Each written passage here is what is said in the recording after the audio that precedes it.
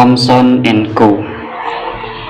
Pukul 07.30, masih sangat pagi untuk jalanan di Belgrave Square, London. Tapi sepagi ini, taman kecil yang dipenuhi pepohonan besar dan dikelilingi oleh berbagai kantor kedutaan besar itu ramai. Turis lokal sudah memenuhi taman, membawa kamera keluaran terkini, riang sibuk berfoto sendirian bersama teman atau dengan keluarga kecil sambil mendorong stroller bayi. Ini hari libur, kedutaan dan perkantoran di sekitar Belgrave Square terkunci rapat. Tapi bukan itu tujuan mereka. Para turis yang bersemangat itu hendak menuju istana Buckingham, kediaman resmi Ratu Inggris. Radius beberapa kilometer dari sana, taman-taman kota, mulai dari Street James Park, Kensington Garden, Belgrave Square, hingga Trafalgar Square telah dipenuhi turis. Mereka bergerak menuju titik yang sama sambil membawa bendera dan simbol-simbol kerajaan Inggris. Zaman, nama lengkapnya Zaman Zulkarnain, dan dia bukan turis. Baru saja keluar dari stasiun kereta bawah tanah Victoria, 800 meter sebelah tenggara Belgrave Square. Bergegas dia berjalan di antara rombongan pelancong. Zaman merapatkan mantel tebalnya. Angin kencang yang menerbangkan dedaunan kering membuat anak muda usia 30 tahun yang berasal dari negara tropis itu menggigil. Dia tidak pernah terbiasa dengan iklim London, walaupun sudah menetap sejak menyelesaikan kuliah magister hukum di Universitas Oxford. "Hello my friend," Rajendra Khan, pemilik kios makanan di dekat stasiun, menyapa. Zaman melihat pergelangan tangan. Masih ada waktu beberapa menit. Memutuskan berhenti sejenak demi mencium aroma lezat daging panggang. Perutnya lapar. Dia belum sempat sarapan. "Sejak kapan kamu tertarik menghadiri acara di istana?" Rajendra basa-basi bertanya. Zaman menggeleng menunjuk pakaian formal yang dikenakannya. "Kalau begitu, kamu berangkat kerja?" "Ya," Zaman menjawab pendek sambil memesan roti isi daging. "Astaga, ini hari Sabtu my friend. Apakah pengacara seperti kalian tidak mengenal hari libur?" Tangan Rajendra lincah menyiapkan pesanan. Zaman mengangkat bahu. "Anda juga tidak pernah libur, Tuan Khan. Kios ini selalu buka." Rajendra tertawa. "Ini berbeda my friend. Ini kios makanan, bukan pekerjaan kantor. Tapi aku tidak akan berdebat dengan pengacara. Aku pasti kalah. Sebagai informasi, ini hari yang penting. Turis akan memadati istana Buckingham. Peringatan Remembrance Day. Kios makanan ini akan terkena dampak ramainya secara itu. Tentu aku tidak akan menutupnya." Meski usia perawakan dan penampilan berbeda sangat jauh, mereka berdua kenal baik. Sesama warga pendatang, akrab dengan sendirinya sejak bertemu. Rajendra Khan bersama keluarga besarnya tiba di London 40 tahun silam dari India Utara, mengadu nasib ke Eropa saat negaranya panas dingin oleh pertikaian politik. Sementara Zaman tiba di London sebagai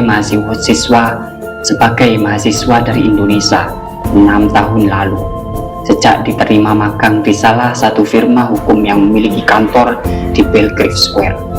Zaman sering berhenti di kios milik Rajendra. Persis keluar dari anak tangga stasiun Victoria, kios makanan itu terlihat mencolok. Tanda halal di atas gerai kios membuat Zaman tidak perlu bertanya dua kali, langsung menyukainya. Mereka berkenalan antara pembeli dan penjual. Percakapan singkat hanya 60-90 detik.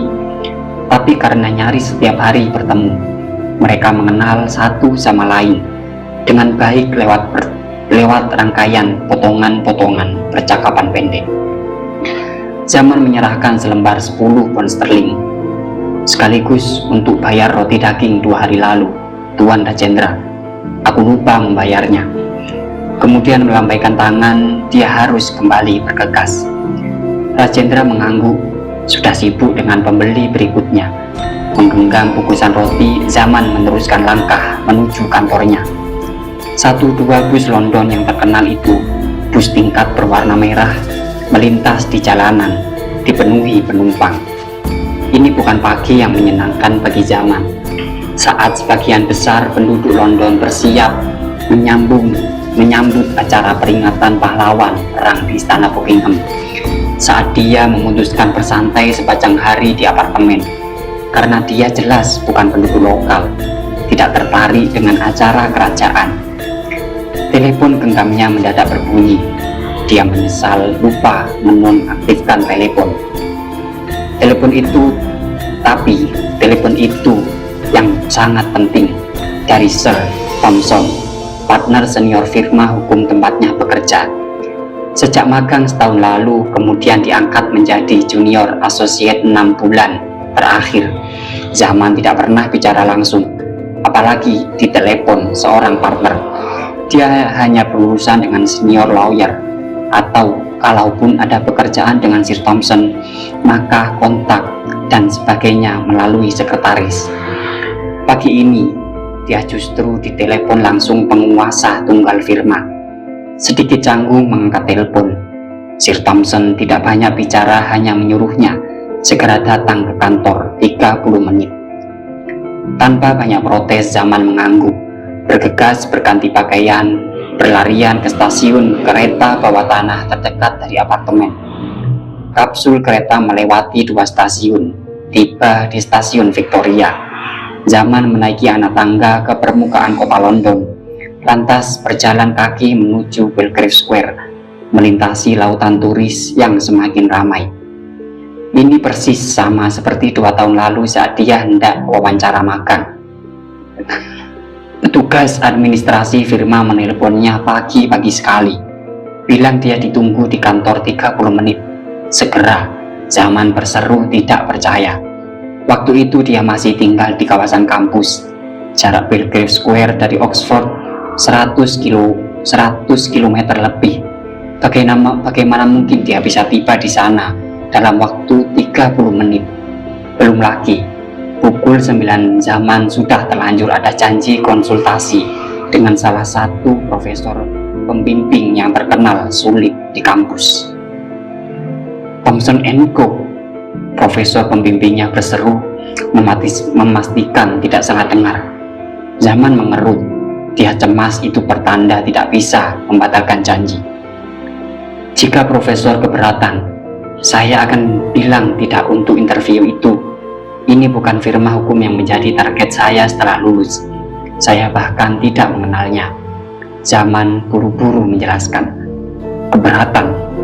Apa kamu bilang, Zaman? Ini kabar brilian. Bergegas berangkat anak muda. Kita bisa kapanpun menyusun ulang jadwal konsultasi tugas akhir. Tapi Thompson & Co. kesempatan itu tidak akan datang sekali dalam 100 tahun. Zaman terdiam. Itu di luar dugaannya. Tapi saya tidak mengenal firma hukum ini, Prof. Tentu saja tidak. Profesor terkekeh di seberang telepon. Mereka adalah legenda hidup yang jarang diketahui.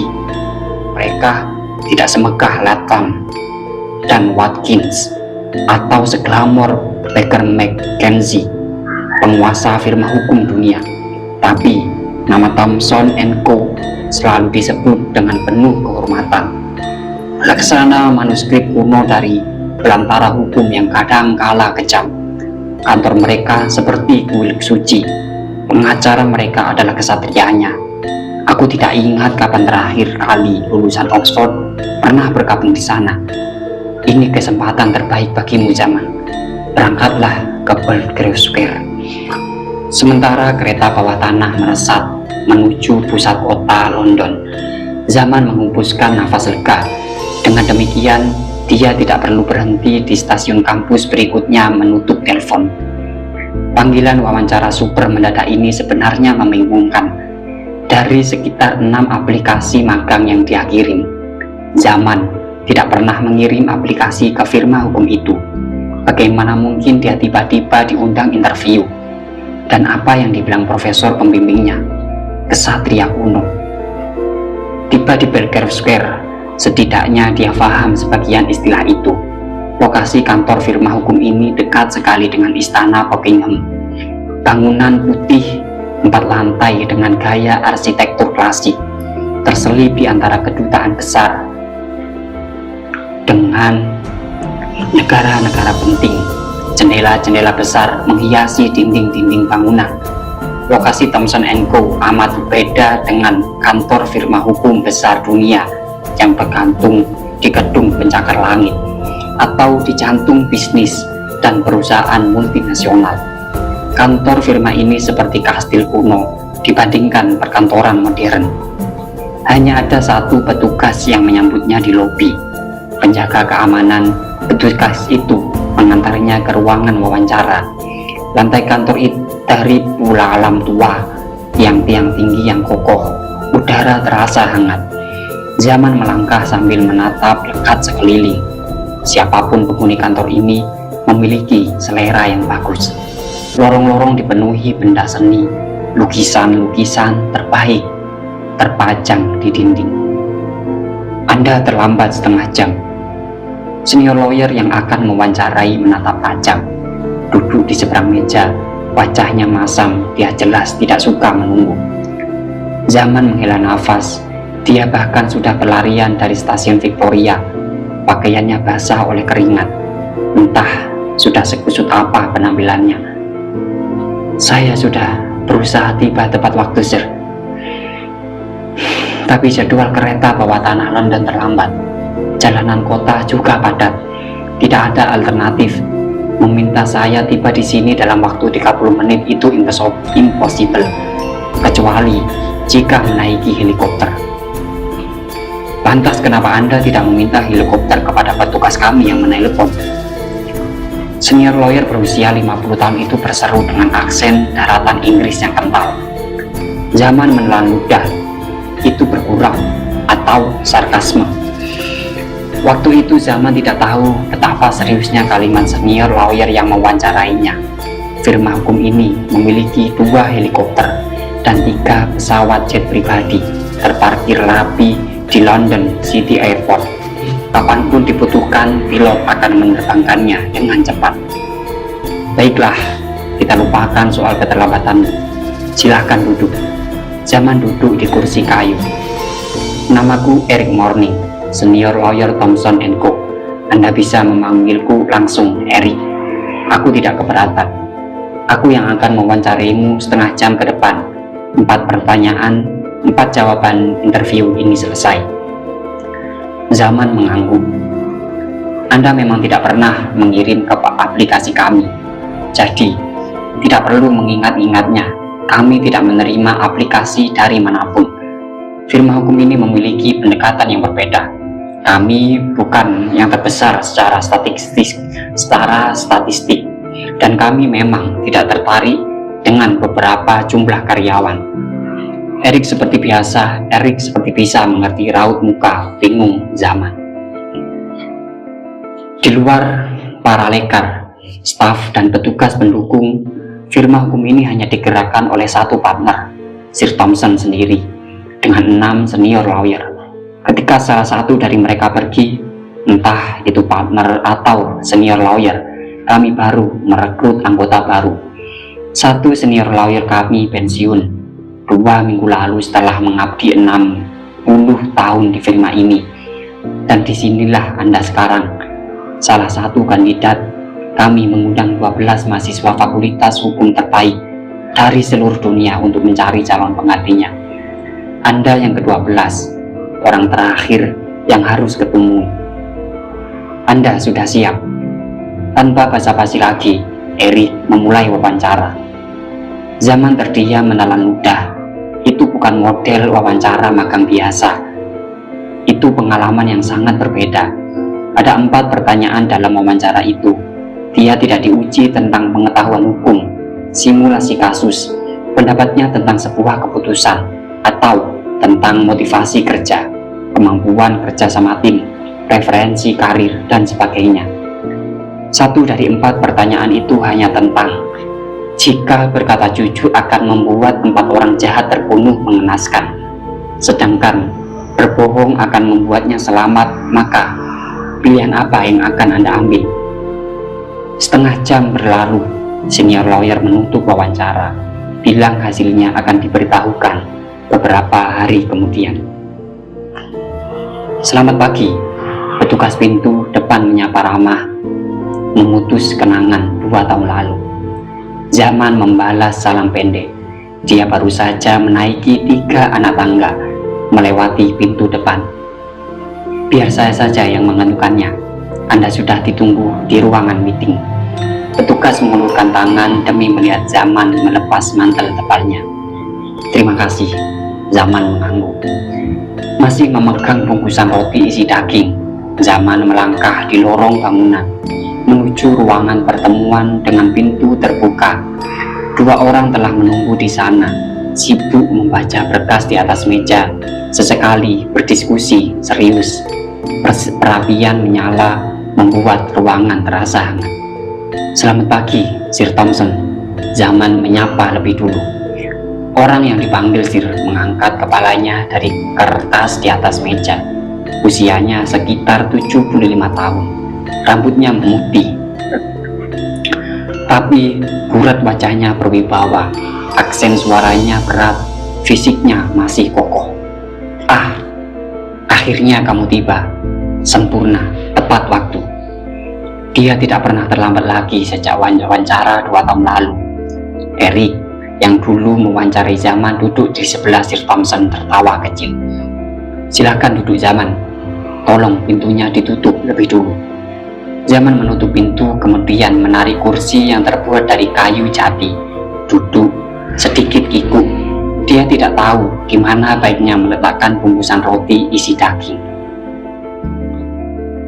Kita belum pernah bicara secara langsung, bukan? Sir Thompson bertanya. Zaman mengangguk.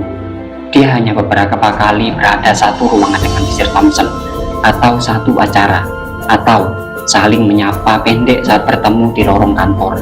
Tidak lebih dari itu. Sudah berapa lama kamu menjadi associate di firma ini? Sir Thompson bertanya lagi. Tepatnya itu hanya basa-basi pembuka percakapan. Dia jelas tahu persis. Hanya ada 6 senior lawyer di kantor. Satunya telah pensiun. 1 associate itu bukan jumlah yang terlalu banyak untuk diingat. 1 tahun. Well, 1 tahun. Itu waktu yang sangat singkat. Aku dulu butuh 6 tahun agar ayahku mempercayaiku menjadi 1 di antara 6 lawyer. Sir Thompson mengangguk takzim. Tapi Eric memuji tinggi hasil pekerjaanmu, termasuk prestasi setahun sebelumnya di masa magang. Aku tidak tahu apakah ini akan jadi keputusan yang baik, tapi sepertinya tidak ada pilihan lain. Kita sedang dalam situasi khusus. Firma hukum ini membutuhkan keahlian lawyer terbaiknya. Zaman mendengarkan seksama setiap kata. Dia tidak akan dipanggil di pagi buta hari Sabtu ke kantor jika ini tidak mendesak. Dan Sir Thompson tidak akan bicara langsung padanya jika ini tidak penting. 2 hal itu cukup untuk menggenapi kriteria situasi khusus. Apa yang sedang terjadi? Kami sudah bisa menebaknya. Kabar duka. Kamu sudah bisa menebaknya. Kabar duka. Sir Thompson melanjutkan penjelasan langsung ke poin percakapan. Salah satu klien besar firma hukum telah meninggal 6 jam lalu di Paris. Sejujurnya aku baru tahu betapa besarnya klien ini. Eric menerima informasi itu 90 menit lalu. Memeriksa 1-2 hal, menemukan fakta yang menjengangkan. Lantas bergegas memberitahuku sesuai prosedur firma. Pertemuan ini harus segera dilakukan karena kita akan menangani warisan klien tersebut. Melakukan settlement. Kamu bisa menebak berapa nilai warisannya? Zaman menggeleng. Dia tidak punya ide sama sekali. 200 juta pound sterling. Itu angka rata-rata nilai harta warisan klien firma hukum ini, atau lebih besar, karena Sir Thompson menyebutnya salah satu klien firma besar. 500 juta pound sterling mungkin. Dengan harga saham penutupan kemarin sore nilainya 1 miliar pound sterling, Zulkarnain. Sir Thompson mengusap rambut putihnya. Zaman terdiam. Apakah dia tidak keliru mendengar? Kamu tidak salah mendengarnya, Zulkarnain.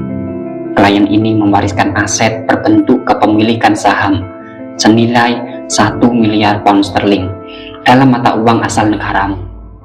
Itu setara 19 triliun rupiah, bukan? Dengan warisan sebesar itu, dia lebih kaya dibanding Ratu Inggris dan keluarganya. Namanya bisa masuk dalam 100 orang terkaya di kerajaan Inggris. Sir Thompson menghela nafas. Tapi selain nilai warisan yang luar biasa besar itu, kita punya masalah serius.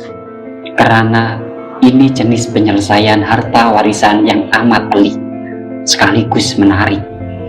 Sir Thompson meraih selembar kertas di atas meja kayu jati. Zaman menatap Sir Thompson menunggu. Kamu tahu tempat tinggal klien ini terakhir kali? Zaman kembali menggeleng salah satu properti paling mahal di Eropa, kastil mewah. Alamat surat menyurat terakhir klien tersebut adalah panti jompo di Paris. Juga telepon pemberitahuan yang diterima oleh Eric tadi pagi dari alamat tersebut. Astaga, seorang petugas panti yang menelepon.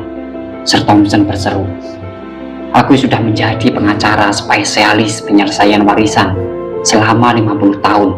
Firma ini juga sudah menangani ratusan orang kaya dunia. Ayahku menyelesaikan begitu banyak kasus menarik sejak tahun 1919. 1-2 dari kasus itu seolah tidak bisa dipercaya. Tapi yang satu ini, crazy. Seseorang dengan harta senilai 1 miliar pound sterling menghabiskan masa tuanya di panti jompo.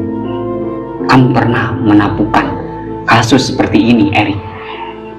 Seperti yang kubilang, Sir Thompson, boleh jadi dia adalah orang kaya yang sangat eksentrik. Eric memberi pendapat. Boleh jadi, tapi membaca profilnya, aku berani bertaruh dia lebih mirip seperti orang kebanyakan. Sir Thompson meraih kertas lain, membaca dari sana. Seorang perempuan tua berusia 70 tahun dan 16 tahun terakhir tinggal di panti jompo. Pemegang paspor Inggris serta izin menetap di Perancis. Aktif dalam kegiatan berkebun di panti jompo. Berkebun. Tidak ada eksentrik kaya yang berkebun, Eric. Itu pekerjaan penuh kesabaran. Atau kemungkinan lain, dia tidak tahu jika memiliki kekayaan sebesar itu, Sir. Kita juga baru tahu jika nilai warisannya sebesar itu setelah staf firma memeriksa nilai kapitalisasi perusahaan di pasar modal. Eric menambahkan hipotesis. Sir Thompson mengangguk lamat-lamat. Itu kemungkinan yang paling masuk akal. Perapian bergemerlap pelan. Nyala api yang membakar kayu bakar membuat ruangan hangat. Apakah dia memiliki ahli waris? Zaman bertanya kalimat pertamanya. Nah, itu yang membuat kasus ini menarik, Zulkarnain. Firma hukum kita hanya menyimpan surat keterangan jika wanita tua ini adalah pemilik sah 1% surat saham di perusahaan besar. Surat keterangan itu dititipkan beberapa tahun lalu oleh pihak ketiga melalui pos. Crazy. Hanya dikirimkan lewat pos. Surat itu menjelaskan jika terjadi sesuatu dengan nama yang tertulis di sana, akan ada telepon yang menghubungi firma kita. Dan atas situasi tersebut, Thompson & Co. diberikan mandat untuk menyelesaikan harta warisan wanita tua ini seadil-adilnya sesuai hukum yang berlaku. Itu berarti tidak ada surat warisannya. Itu berarti tidak ada surat wasiatnya. Tidak ada. Eric yang kali ini menjawab. Hanya surat keterangan yang aku sendiri tidak menduga akan sepenting itu. Terima kasih untuk petugas arsip yang selalu menyimpan semua dokumen dengan rapi. Surat itu bisa kapanpun terselip tanpa sengaja. Zaman berkata pelan, jika klien ini tidak memiliki pewaris yang sah, kita bisa berdebat panjang dengan hakim pengadilan menyelesaikan kasusnya. Belum lagi surat keterangan itu. Posisi kita tidak terlalu kuat jika firma hukum lain datang dengan ahli waris sah. Tepat sekali, Sir Thompson mengangguk. Tapi biarlah itu kita cemaskan nanti. Sekarang, kita harus memastikan kasus ini ditangani secepat mungkin. Surat keterangan itu bersama beberapa dokumen dan informasi klien ini akan diserahkan kepadamu. Zaman menelan ludah, diserahkan kepadaku. Ya, kamu yang akan menangani kasus ini, Zulkarnain. Zaman mematung. Dia akhirnya mengerti maksud pertemuan pagi ini. Awalnya dia mengira hanya diminta membantu riset atau investigasi Erik, seperti yang biasa dia lakukan selama ini. Sudah saatnya kamu menangani sebuah kasus penting secara mandiri, Zulkarnain. Aku tahu, kamu baru 2 tahun bergabung dengan firma ini. Tapi, ada sesuatu yang sangat spesial. Aku menyimak wawancaramu saat diterima magang. Jawabanmu atas pertanyaan mengesankan itu. Itu jawaban terbaik. Juga pendapatmu dalam beberapa kasus yang kamu kerjakan setahun terakhir. Itu sangat menarik. Maka, meski aku seringkali tidak sependapat dengannya, kali ini Erik benar. Kamu sudah siap, Zulkarnain. Kasus ini akan diserahkan secara penuh kepadamu. Zaman tidak protes keberatan. Ada 7 kursi di ruangan pertemuan ini. Sir Thompson mengangkat tangan, menyuruhnya diam. 1 kursi untuk partner firma, itu berarti aku. 6 kursi yang lain untuk senior lawyer. 1 dari 6 kursi itu kosong sejak John Sinatra mengundurkan diri pensiun. Sir Thompson menunjuk salah satu bangku. Kursi itu kosong 2 tahun terakhir. Jika kamu berhasil menyelesaikan kasus ini dengan baik, kursi itu akan menjadi milikmu, Zulkarnain. Zaman menelan ludah. Aku harus mengingatkan, firma hukum ini berbeda dengan ribuan firma hukum lainnya. Ayahku mendirikan firma ini dengan prinsip-prinsip yang kokoh, penuh kehormatan. Kita adalah kesatria hukum, berdiri tegak di atas nilai-nilai leluhur. Kamu akan memastikan wanita tua yang malang itu mendapatkan penyelesaian warisan seadil mungkin. Menurut hukum, dia akan beristirahat dengan tenang jika tahu warisannya telah diselesaikan dengan baik, tidak berakhir di bona vacantia, atau lebih serius lagi, jatuh kepada penipu. Sir Thompson berdiri jika diikuti oleh Erik. Zaman ikut berdiri. Erik, aku tidak bisa berlama-lama. Aku harus terbang ke Florence. Cucuku ulang tahun hari ini. Dia memaksaku hadir di acaranya. Pastikan setiap ada kemajuan penting, aku mendapat kabar. Erik mengangguk. Sir Thompson sekarang menepuk-nepuk bahu Zaman. Selamat bertugas, Zulkarnain. Lantas melangkah meninggalkan ruang pertemuan, menyisakan Erik dan Zaman. Zaman menghela nafas panjang. Setelah punggung Sir Thompson hilang di balik pintu, meraih selembar kertas di atas meja, sudut matanya membaca nama di sana tertegun. Sri Ningsih. Zaman menoleh ke Erik. Nama klien tersebut Sri Ningsih, pemilik harta warisan senilai 19 triliun rupiah yang baru saja meninggal itu orang Indonesia. Bukankah Sir Thompson bilang wanita tua itu memegang paspor Inggris? Erik tertawa mengangguk. Itulah kenapa kamu yang ditunjuk menyelesaikan settlement wasiat ini, Zaman. Dia memang orang Indonesia, asal negaramu. Kamu bisa menelusuri kehidupan masa lalunya dengan mudah, termasuk mencari ahli warisnya yang mungkin masih hidup. Bergegas segera ke Paris, mengunjungi panti jompo, Aku akan menyuruh beberapa staf membantumu dari London. Zaman mengangguk. Tidak ada waktu untuk bercakap-cakap lagi. Dia hafal SOP Firma. Setiap ada situasi khusus seperti ini, semakin cepat firma hukumnya bertindak, semakin baik. Zaman bergegas membereskan berkas-berkas di atas meja, menjepitnya, kemudian melangkah menuju pintu. "Hei, Zaman!" Erik berseru. Zaman menoleh. "Kamu lupa bungkusan roti isi dagingmu tertinggal di bawah kursi."